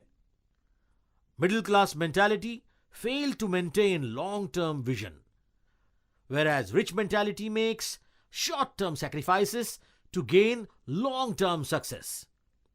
Middle class mentality, they have sanskar that love of money is the root of all evil. So don't run after money. Rich mentality, they have sanskar that money can give you everything, including liberty and peace, only if money itself runs after you. Nuts and bolts of business में लगे हाथों आप business संकल्पना को अपने जहन में और पक्का कर लीजिए। बिजनेस वो है जो मेरी गैर हाजिरी में भी अच्छी तरह से चलता है। वो मुझसे कम समय की मांग करता है, मगर मैं उसे नियंत्रित करता हूं। मैं उसका मालिक हूं, मगर मेरे नियुक्त किए गए अन्य लोग मेरी ओर से उसकी व्यवस्था देखते हैं और उसे चलाते हैं। अगर मुझे खुद काम करना पड़ रहा हो तो वो मेरा बिजनेस नहीं है, वो मेरा जॉब है। बिजनेस की इस संकल्पना को समझकर वास्तव में लाना ही फाइनेंशियल लिबर्टी का जरिया है। ये रास्ता आसान भी है, मगर मिडिल क्लास मेंटालिटी औरों की देखा देखी उसी रास्ते चलती है जो रास्ता मुश्किल और अपने गोल को प्राप्त करने में नामुमकिन है। आइए देखते हैं कैसे व्याप और व्याप्ति अपना आर्थिक स्तर ऊंचा करने के लिए पुअर मेंटालिटी क्या करती है। ये दो ग्राफ्स देखिए। पहले वो 8 घंटे काम करके महीना 10,000 कमाती है, फिर कमाई बढ़ाने के लिए वही काम 12 घंटे करके महीना 15,000 कमाने लगती है। उसकी क्षमता खत्म हो जाती है। अपना आर्थिक स्तर ऊंचा करने के लिए मिडिल क्लास मेंटालिटी क्या करती है। अब ये दो ग्राफ्स देखिए। पहले वो 8 घंटे काम करके महीना 10,000 कमाती है, फिर कमाई बढ़ाने के लिए अपने बचे वक्त में सेल्फ एम्प्लॉयड टाइप का काम करके महीना 15,000 कमाने लगती है। अपने काम करने की पूरी क्षमता लगा देती है। इन दोनों उदाहरणों में हमने देखा कि ये दोनों लोग अपनी आय बढ़ाने के लिए काम का व्याप बढ़ाने का प्रावधान रखते हैं, जिससे वो हद से ज्यादा काम करने लगते हैं। शुरुआत में वो मिडिल क्लास मेंटालिटी से मिले मेहनत संस्कार के आधार पर बड़ी उत्स्फूर्तता से काम में लग जाते हैं, मगर थोड़े ही दिनों के बाद काम उनके लिए मजबूरी का नाम हो जाता है। इस तरह अपने आप को काम में उलझा लेने के नुकसानों को हम पहले ही जान चुके हैं। अगर इस तरह काम करने से वो काफी सारा धन जोड़ भी ले तो क्या फायदा, जबकि पैसे के अलावा और कई जिम्मेदारियां और खुशियों से वो नाता तोड़ चुके होते हैं। अपना आर्थिक स्तर ऊंचा करने के लिए रिच मेंटालिटी क्या करती है। यहां ये देखिए 4 ग्राफ्स। पहले तो वो अपने गुजर बसर के लिए और साथ ही साथ अनुभव गठित करने के लिए कोई काम धंधा करती है, जिसके लिए 8 घंटे देकर उससे पर्याप्त आय प्राप्त करते रहते हैं। उसके बाद अपना बचा वक्त ऐसी सिस्टम तैयार करने में लगा देते हैं जो कि कुछ दिनों बाद उनकी गैर हाजिरी में शुरू रहे। इसके बाद वो अपना बचा वक्त फिर से दूसरी ऐसी सिस्टम तैयार करने में लगा देते हैं जो कि कुछ दिनों बाद उनकी गैर हाजिरी में शुरू रहे और सातत्यपूर्ण आय का जरिया बन जाए। ऐसी 3 से 4 सिस्टम बना देने के बाद वो समझते हैं कि उनमें आर्थिक परिपक्वता या पात्रता आ गई है और अपनी गुजर बसर की व्यवस्था अब हो चुकी है, तो वो अपना पहला 8 घंटे वाला काम बंद कर देते हैं, यानी वक्त की पाबंदी से अपने आप को रिटायर कर लेते हैं। अब उनके पास ज्यादा वक्त और ज्यादा अनुभव होता है, तो उसका थोड़ा इस्तेमाल करके वो और बड़ी सिस्टम बनाने का काम शुरू रखते हैं। एक ही सिस्टम को आधारभूत मानकर चलना, ये मिडिल क्लास मेंटालिटी उन्हें जोखिम भरी लगती है। इसी वजह से वो दिन दुनी रात चौगनी प्रोग्रेस करते हैं। यहां पर देखने लायक बात यह भी है कि वो काम का व्याप थोड़े दिनों के लिए ही बढ़ाते हैं, मगर उनका ध्यान काम की व्याप्ति बढ़ाने पर ज्यादा होता है। Chapter nuts and bolts of business में बस इतना ही, और कई महत्वपूर्ण जानकारियां और बिजनेस संस्कारों के साथ मैं आपसे फिर रूबरू होऊंगा आगामी सत्र एडवांस्ड फाइनेंशियल एजुकेशन में।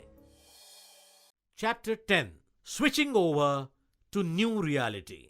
फाइनेंशियल एजुकेशन के शुरुआती दौर के इंट्रोडक्टरी टॉक में यह बताया गया है कि हर कोई अपनी आर्थिक स्थिति को मजबूत कर चिंता मुक्त जिंदगी बसर करे। ऐसा इसलिए कहा गया था क्योंकि अपनी चिंता का दोष हर कोई अपनी आर्थिक स्थिति पर मढ़ देता है। अब समय आ गया है कि आपको हम बता दें कि आपकी चिंता का आर्थिक स्थिति से संबंध नहीं है। अगर चिंता करना आपका स्वभाव है तो पैसा इसका हल नहीं है। आप कहीं तो कुछ गलत कर रहे हैं जिससे आप खुद ही अपनी चिंताएं बढ़ा रहे हैं। इसलिए ज्यादा पैसा आएगा तो ये चिंताएं ज्यादा बढ़ेंगी। पैसा आने की आहट सुनकर अगर आपके दिमाग में लायबिलिटीज खरीदने की आकांक्षा जाग उठती है तो आपकी ये मानसिक स्थिति भविष्य में आपकी चिंताएं जरूर बढ़ाएंगी। और पैसा आने की आहट सुनकर अगर आपके दिमाग में एसेट खरीदने की आकांक्षा पनपती है तो ये बात भविष्य में आपकी मानसिक स्थिति तंदुरुस्त रखेगी। मगर ये दोनों भी बातें पैसों से संबंधित नहीं बल्कि आपकी मानसिक स्थिति से संबंधित हैं। गलत मानसिक स्थिति में इंसान गलत आर्थिक निर्णय लेता है। इसलिए पैसा आने के बाद आपकी चिंता मुक्ति होगी, यह बात कैश गुरु नहीं मानता। क्योंकि सच तो यह है कि आप पहले चिंता मुक्त हो जाओ, अपने आप में और अपने आसपास के वातावरण में सकारात्मक ऊर्जा भरो, उसके बाद ही आप फाइनेंशियल एजुकेशन पर अमल कर सकेंगे और पैसे को अपने पीछे दौड़ने के लिए मजबूर कर सकेंगे। चिंता मुक्ति यानी स्ट्रेस रिलीफ, ये बात आती है हेल्थ एजुकेशन में, जिसका एक्सपर्ट मैं नहीं हूं। इसलिए हर किसी को चाहिए कि वो अपने शारीरिक और मानसिक आरोग्य के बारे में अपने आप को शिक्षित करने के लिए योग्य व्यक्ति यानी डॉक्टर से काउंसलिंग ले। शायद आप सोच रहे होंगे कि अरे ये तो डायवर्जन ऑफ सब्जेक्ट हुआ, कहां पैसों की बात और कहां हेल्थ की बात। नहीं, लेकिन वास्तव में ये डायवर्जन नहीं है। काफी सारी गलतफहमियां हमने दिमाग में पाली हुई रहती है, इसमें हमारा दोष नहीं है, ये होता है। तभी तो हर किसी को सच्चे मार्गदर्शक और गुरु की आवश्यकता महसूस होती है। मेडिकल साइंस ने भी आज तक एक गलतफहमी पाली थी। वो समझता था कि शरीर और मन अलग अलग हैं, इसलिए उसने फिजिशियन और साइकेट्रिस्ट ये 2 एक्सपर्ट्स बनाए। मगर आज मेडिकल साइंस भी मान चुका है 80% से भी ज्यादा बीमारियां हमारे मन में चल रहे गलत विचारों की वजह से आती है, जिनका इलाज मन के इलाज से जुड़ा हुआ है, ना कि शरीर के। और मन के इलाज के लिए चाहिए योग्य सलाह और वक्त। अतः मैं दर्शकों को यह बताना चाहूंगा कि सबसे पहले आप अपना हेल्थ गुरु ढूंढकर अपनी चिंताओं पर विजय प्राप्त करें। It is necessary to foster a positive mental attitude within yourself. कामयाबी पाने के लिए किसी एक चीज में मन का एकाग्र होना बहुत जरूरी है। इसके लिए आप वक्त निकालना शुरू कर दीजिए। उसके बाद कैश रूट का आगामी सत्र एडवांस्ड फाइनेंशियल एजुकेशन भी अवश्य देखें, एक चिंता मुक्त और एकाग्र चित्त मानसिक स्थिति के साथ। Because the best asset of yours is the you only. So invest time to keep this precious asset energetic. आइए अब अपने आप के लिए समय निकालना कैसे शुरू करें, इस बारे में कुछ टिप्स मैं आपको देता हूं। दिन में 1 घंटा आप देंगे अपने आप के स्ट्रेस रिलीफ के लिए। इस 1 घंटे में आप चिंता मुक्ति के 3 में से किसी एक स्रोत पर अमल करेंगे। पहला, जिम जाना, दूसरा योगाभ्यास करना और तीसरा ध्यान यानी मेडिटेशन। और हां, इसके साथ आप अपनी पूरी नींद और सही डाइट लेंगे तो ही ये फायदेमंद है। ये उपाय जैसे एक तीर और कई निशान है।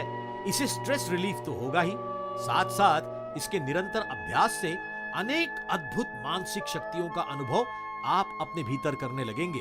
आपकी रेजिस्टेंस पावर बढ़ेगी, कई सालों तक आपकी कार्यक्षमता टिकी रहेगी, आप जमाने के आगे चल सकेंगे।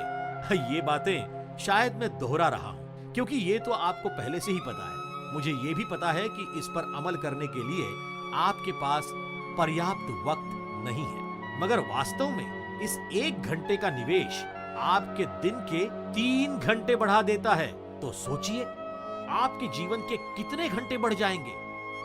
यही वो चीज है जो आपको डिप्रेशन से दूर रखकर साथ ही साथ पॉजिटिविटी और एफिशिएंसी बढ़ाती है। डिप्रेशन को दूर करने के लिए नशीले पदार्थों को अपनाना एक टेम्पररी वे आउट है और परमानेंट मूर्खता। इसे हेल्थ ब्रिलियंस नहीं कहा जा सकता। तो सबसे पहले अपना हेल्थ ब्रिलियंस बढ़ाने के रास्तों पर अमल करने की सलाह मैं कैश गुरु आपको देता हूं।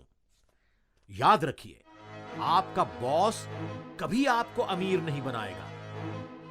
आपके 2-4 क्लाइंट या ग्राहक चले गए तो आपको कुछ फर्क नहीं पड़ने वाला, मगर आपने अपनी हेल्थ का ख्याल नहीं रखा तो आपके अपने भी आपको कोसेंगे, क्योंकि इसकी वजह से आने वाली परेशानियां अंततः उन्हें ही झेलनी होगी। और अगर वक्त के बारे में आपको अभी भी शिकायत है तो मैं आपसे यह कहना चाहूंगा कि आप अपने स्वास्थ्य के लिए समय नहीं निकाल सकते तो अमीर बनने के लिए क्या खाक समय निकालेंगे। टाइम कंसेप्ट हमें बताती है, time is TIME। T stands for time, I stands for inventor is, M stands for money and E stands for explorer. So time inventor is money explorer. जो वक्त का आविष्कार करता है वही धन की खोज करता है। It is a truth that as soon as you start producing time, your time start producing money, because money comes from your ideas, and to create innovative ideas you need comfort. जब आपका stress जाएगा तो उसकी जगह comfort ले लेगा। आप कल्पना शक्ति को विकसित कर सकेंगे, आपकी सोच का दायरा बढ़ेगा। कल्पने किम दरिद्रता, इस मनोवृत्ति को आप जगा पाएंगे। यही सब कैश गुरु को चाहिए, इससे पहले कि आप पढ़े एडवांस्ड फाइनेंशियल एजुकेशन की ओर। आप अपनी आंखों से पैसे नहीं देख सकते, इसके लिए आपको आपके मस्तिष्क की आंखें खोलनी। So it is only your time that has power to change your time. इसके बाद और 1 घंटा आप देंगे अपने परिवार के लिए। हर रोज जितना समय आप अपने परिवार के लिए देते हैं उसमें 1 घंटा और बढ़ा दीजिए। इस 1 घंटे में unconditional love and support spread कीजिए। उनकी बातें सुनिए, उनके साथ बच्चा बनकर पेश आइए। गाना आए या ना आए गाइए, नाचना आए या ना आए, नाचिए, दिल खोल कर हंसिए। दिन भर थके हारे लौटने के बाद अगर आपके परिवार के सदस्य आपका स्वागत मुस्कुराकर करते हैं तो आपकी स्ट्रेस लेवल धड़ाम से नीचे आ गिरती है।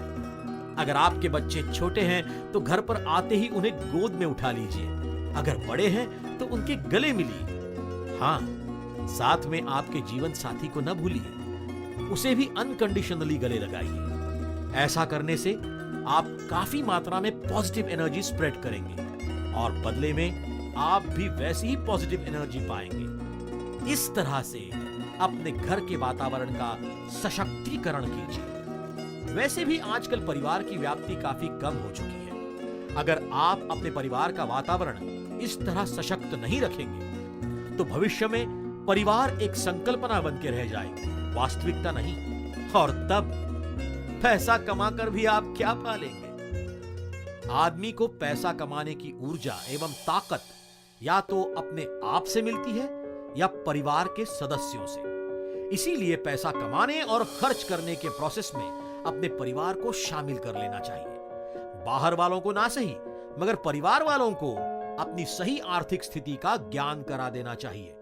आर्थिक स्तर पर कामयाब होने के लिए जो कदम उठाने हैं उसमें अपने परिवार को हम कदम बनाना जरूरी है। इससे आपको प्रेरणा मिलेगी ही, साथ ही साथ आप अपनी भावी पीढ़ी पर अच्छे आर्थिक संस्कार कर सकेंगे। संस्कार वो चीज है जो कोई भी व्यक्ति जिंदगी भर नहीं भूलता। आप अपने बच्चों के भाव विश्व में हमेशा विराजमान रहते हैं अच्छे संस्कार देने से, ना कि सिर्फ उनको लाड़ प्यार करने से। बच्चों को अच्छे संस्कार देना परिपक्वता का लक्षण है और माता पिता का परम कर्तव्य। मगर ऐसा ना करके सिर्फ उनकी मांगे पूरी करते जाना एक भोलापन है।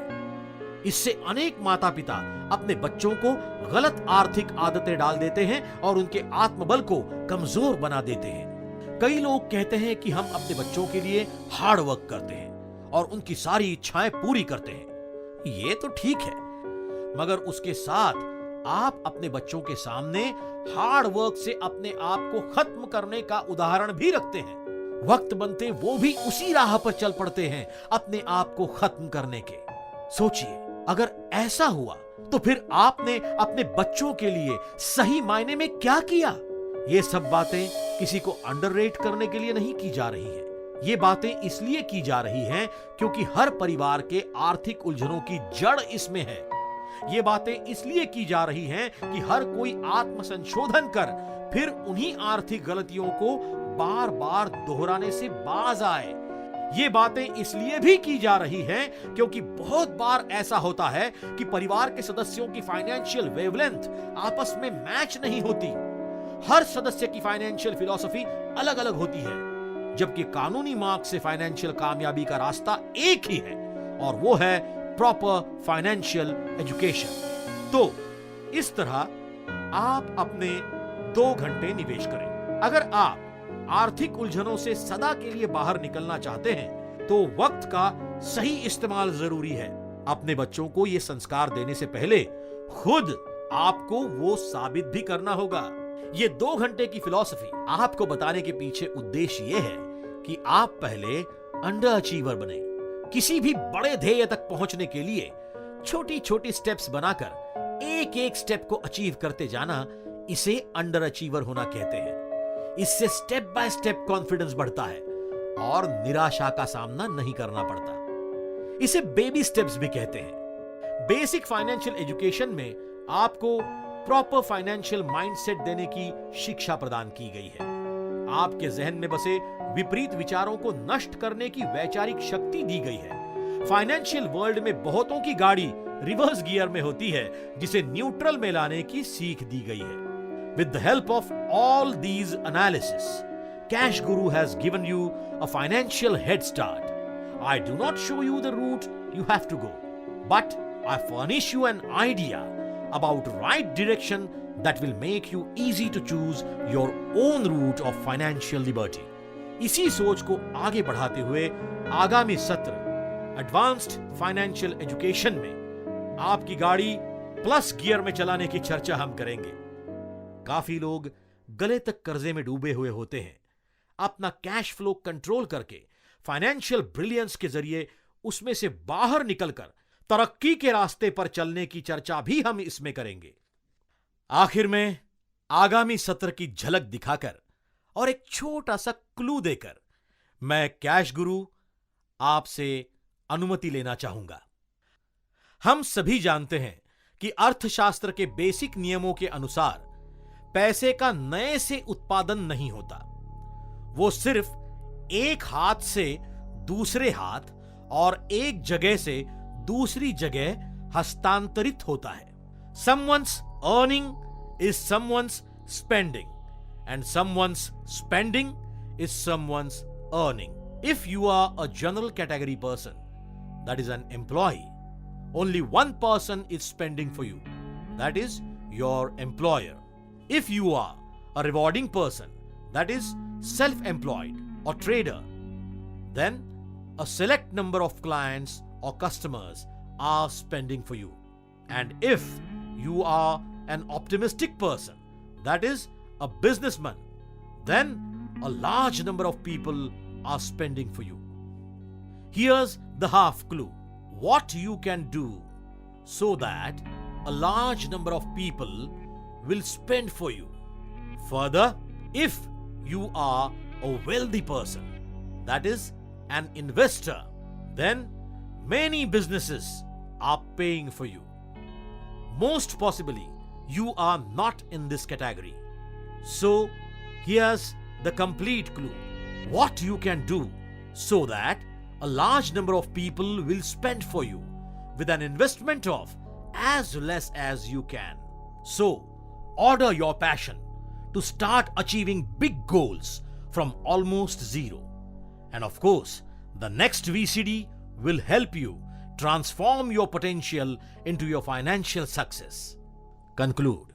जब तक कि आप कैश रूट की अगली VCD देखें, मैं चाहूंगा कि हमारी नई पीढ़ी इस पंचसूत्री यानी 5 मंत्रों का हमेशा ध्यान करें, और वो है 1. Experience is more important than money. 2. Time is the most precious asset. 3. Financial education has become more essential than ever before.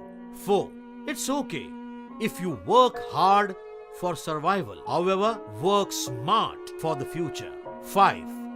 Earn and learn is the key towards hazardless financial journey. So, goodbye. Explore life full of health and wealth.